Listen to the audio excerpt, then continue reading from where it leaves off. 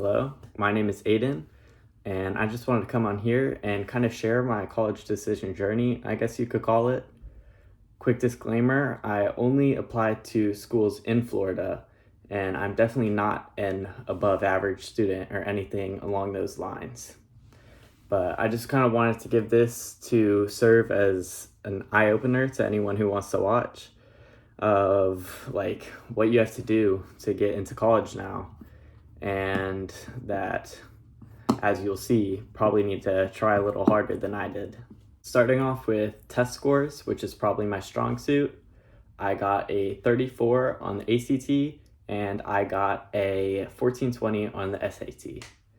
So I didn't really test that much. I definitely tested outside of school. I think I took the ACT 3 times and I got like a 32, and then magically somehow got a 34 on my last one. The SAT, I think I took it like maybe twice outside of school. And the one that I got the 1420 on was the last paper one before it went digital. After it went digital, I got a 1310. So definitely way harder. I don't even know how it works, I guess.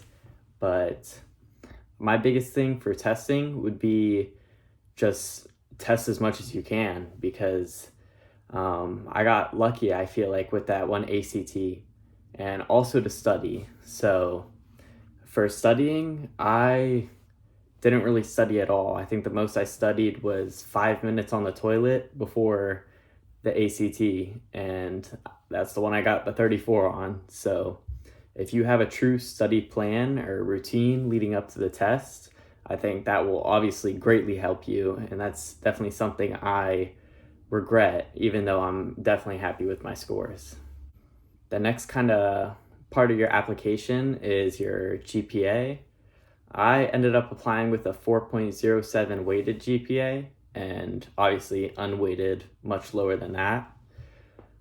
While GPA may not be the best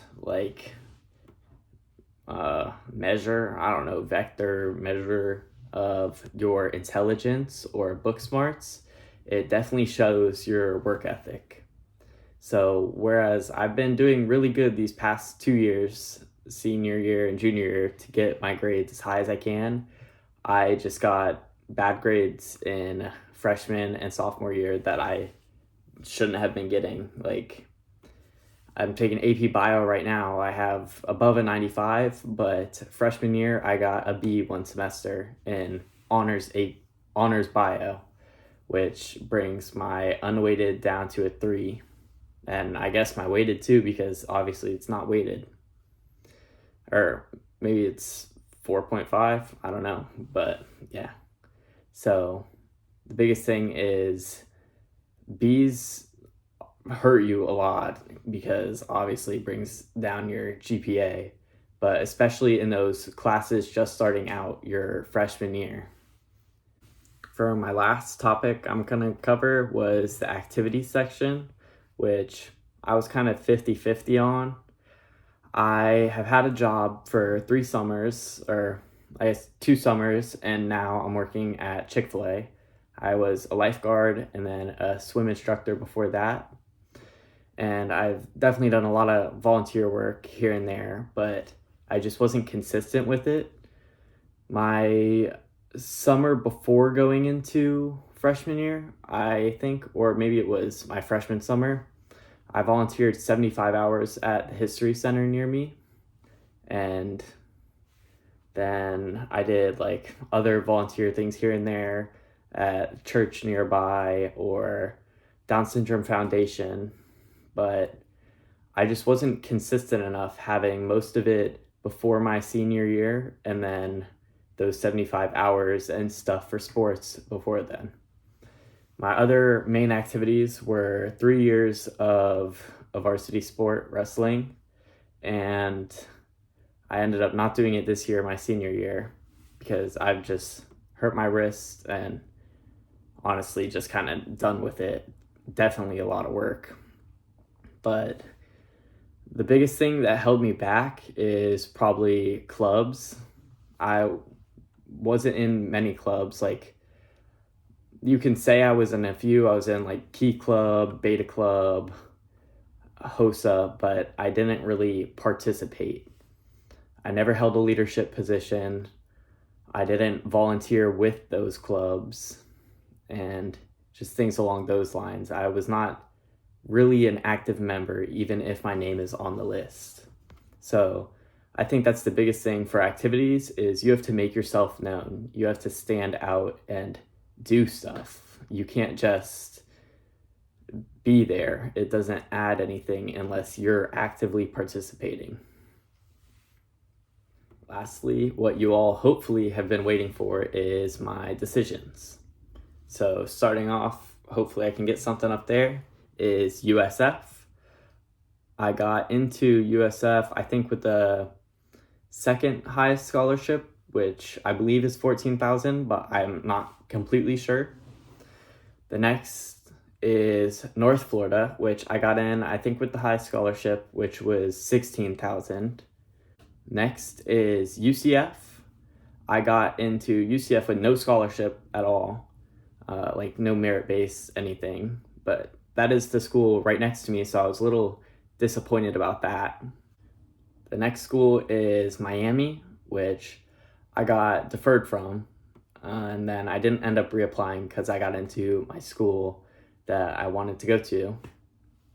But I kind of wish I did reapply just to see what would happen, but Miami's so expensive, I definitely couldn't have done it without a scholarship, and I just thought there's no chance I'm going to get one if I already got deferred.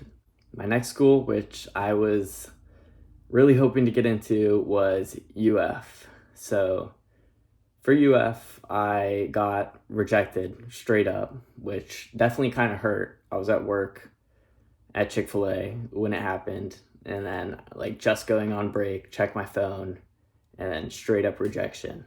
So I definitely wish I put in more effort, which I'll talk about in a second.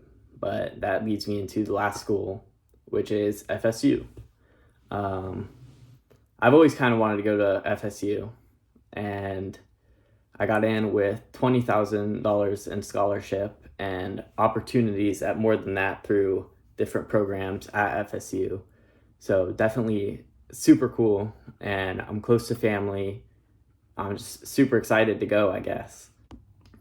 The last thing I kind of wanted to leave off with is a quote. I'm not sure exactly how it goes or where it comes from, but it is, you got 99% because that's all you could get. I got 100% because that's all there was to get. And I think this definitely applies to college admissions and like just working towards your college admissions throughout your high school years. So I kind of definitely wasn't focused throughout my high school. I was putting in effort, but maybe 90% compared to the 100 I could have given. So if you want to take anything away from the video, it would be probably you're not going to regret giving an extra 10% later. Whereas if you are putting out 90% and you don't get in where you want, it's going to hurt down the line. So putting in that extra 10%, even if it feels like it's so much more, it will be infinitely worth it in the long run. Thank you for watching. I hope that you took something away and enjoyed.